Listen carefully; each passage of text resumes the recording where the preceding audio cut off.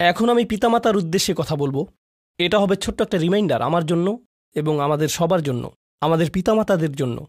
সন্তানাদি আল্লাহ প্রদত্ত একটা নিয়ামত। তাদেরকে এজন্য দেওয়া হয়নি যেন আমরা তাদের নিয়ন্ত্রণ করতে পারি। যত বেশি আমরা তাদেরকে নিয়ন্ত্রণ করতে চাইব, তত বেশি হতাশ হব সকল অবস্থাতেই। আমি দেখেছি এমনটা, বিশেষ করে যে পরিবারগুলো তাদের সন্তানদের দিনের সুরক্ষা করতে চায়, তারা যত বেশি সন্তানদের উপর জোর করে দিন চাপিয়ে দিতে চায়, তত বেশি ওই ছেলেমেয়েগুলো অদ্ভুত সব উপায়ে বিদ্রোহ প্রকাশ করে।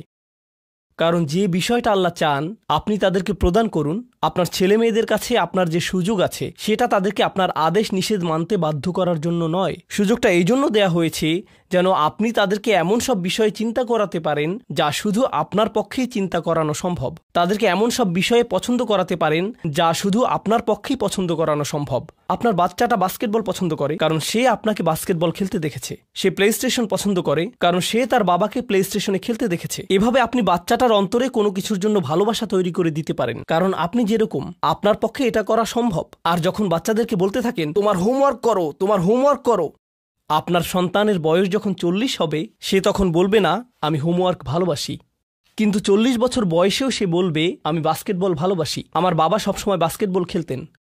আপনি যা ভালোবাসেন তা ট্রান্সফার হয়ে তার কাছে চলে যায়, আর যা করতে বলেন তা প্রত্যাখ্যাত হয়ে যায়। এমনটি আপনার ক্ষেত্রেও ঘটেছিল। আপনার ছেলে মেয়েদের কথা ভুলে যান, আপনার নিজের বাস্তবতাও এটাই।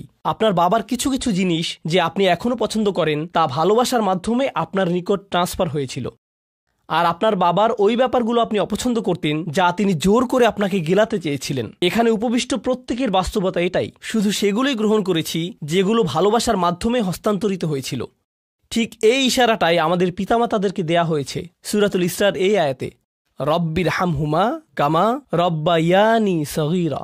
রব্বায়ানি মানে যখন তারবিয়া ব্যবহার করা হয় একটি চারাগাছ বড় করার জন্য, আপনাকে চারাগাছটির যত্ন নিতে হবে, এর সযত্নে প্রতিপালন করতে হবে। গাছটির প্রতি চিৎকার চেঁচামেচি করলে তো হবে না, তাড়াতাড়ি বড় হও, তাড়াতাড়ি লম্বা হও। আপনার একে সময় প্রদান করতে হবে। অনেক সময় পোকামাকড় এসে এর পাতাগুলো খেয়ে ফেলতে চাইবে, আপনাকে তখন পোকামাকড় সরিয়ে দিতে হবে। কখনো কখনো একটু কঠোর আচরণ করতে হবে, শুধু অতটুকুই যেন পোকামাকড়গুলো দূর হয়ে যায়। এরপর আবারও এতে পানি দিতে হবে। আমাদের বাচ্চাদের সাথে আমাদের উদাহরণটা ঠিক এমনই।